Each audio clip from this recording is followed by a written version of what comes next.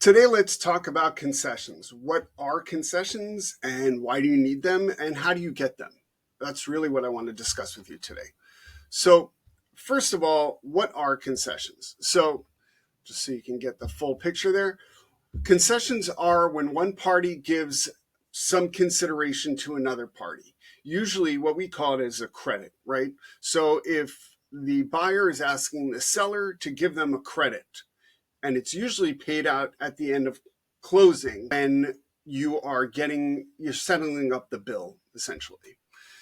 So why do you need concessions? Well, typically you need concessions to offset the costs of other things. It could be your closing costs that you don't have the funds for to pay out of pocket. It could be repairs that you need them for. And these days, a big one is going to be buyer's agents' commissions, where the buyers are now responsible to pay for their agents' commissions.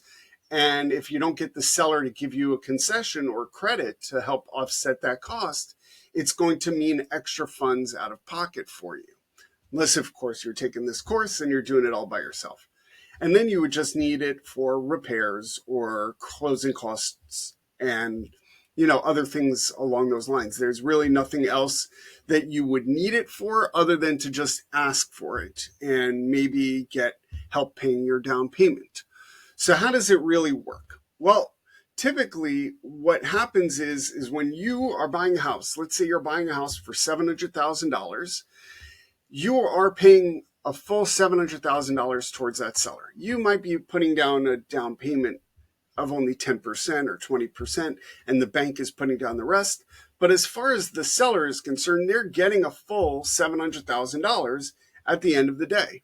Now, they may have other things that they have to pay off, like their mortgage or their agent or other closing costs or other fees and liens and things of that nature. That may be possible, but whatever is left over are their proceeds.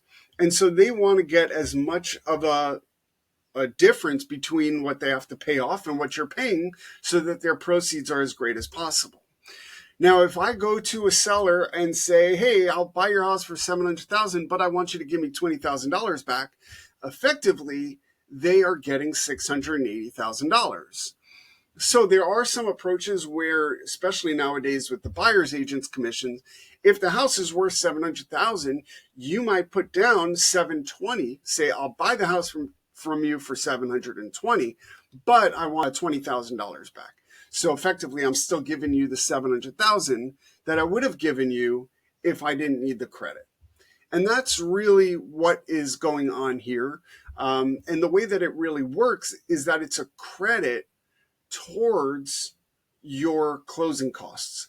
At the end of the day, for the most part, you are going to have closing costs. And typically it's around 2 to 3% of your purchase price. With your buyer's agent's commission, it's going to be more than that. But standard is 2 to 3% of the purchase price. So this credit, this $20,000, goes towards offsetting the cost of what cash you need to bring to the table and give to escrow in order to pay off all of these fees. And therefore, the seller is paying for it, or more accurately, your loan and down payment are paying for these fees instead of bringing additional costs, additional funds to pay for the closing costs. Now, in some situations, you could also do a credit that reduces your purchase price. Instead of saying, I want a $20,000 credit, you say, I want $20,000 off the purchase price. Now, that's the same thing to the seller, right? Either which way, instead of getting 700, they're getting 680. But it may not be the same thing to you. If you're buying the house with a loan and you are putting down 10% towards as your down payment, and you ask for a $20,000 credit, then really you are only getting help with $2,000. Because you're only putting down 10%. Means you only have to bring $2,000 less as your down payment towards that down payment, towards your down payment costs. But the bank is getting a discount of $18,000 on the loan that they have to bring. Now, yes, you can say I don't have to pay interest on $18,000, but the reality is that the use of the credit, the use of the closing costs is really meant to help you with the closing costs or with the repairs. And the only way it puts money back in your pocket to help you with repairs or commissions or closing costs is as a credit to your closing costs. So keep that in mind when you're asking for concessions.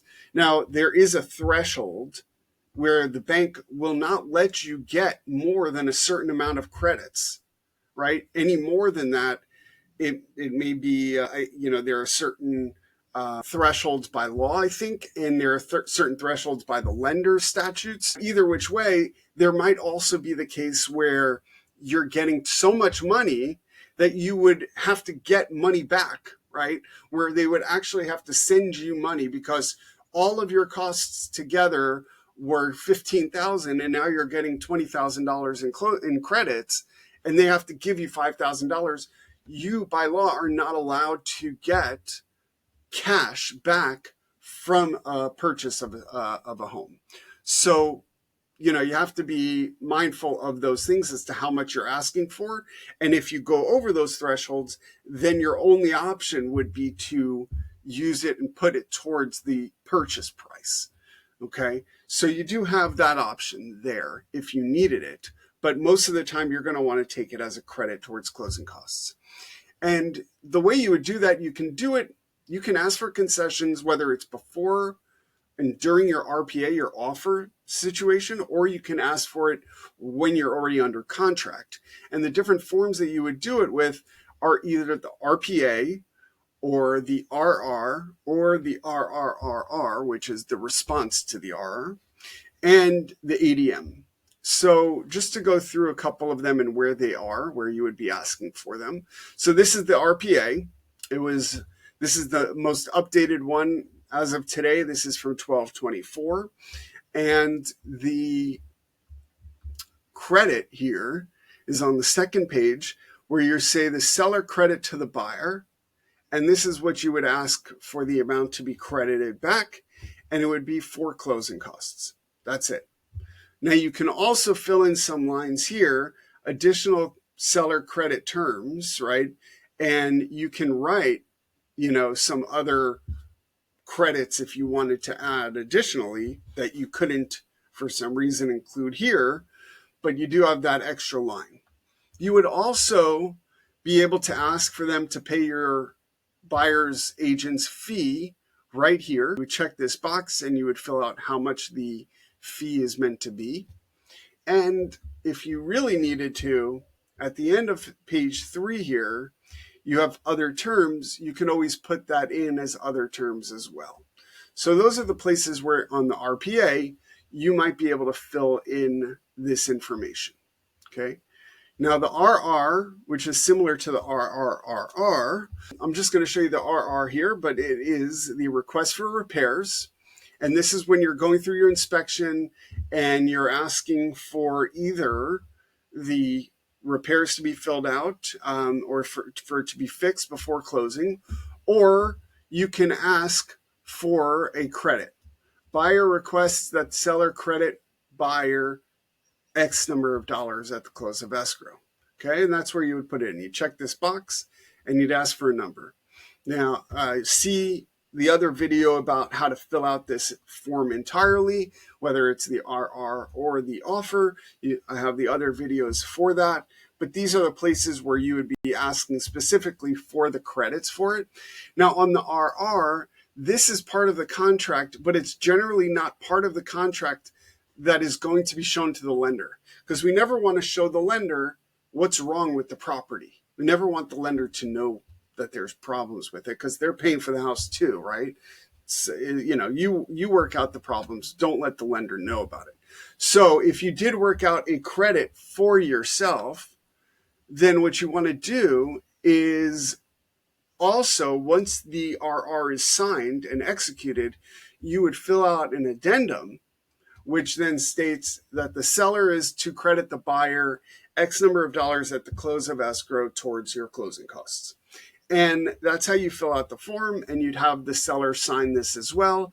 They shouldn't have a problem with it because they already agreed to give you this credit on the request for repairs. So this is just, doubling up on that effort. And then you would send the addendum into the lender.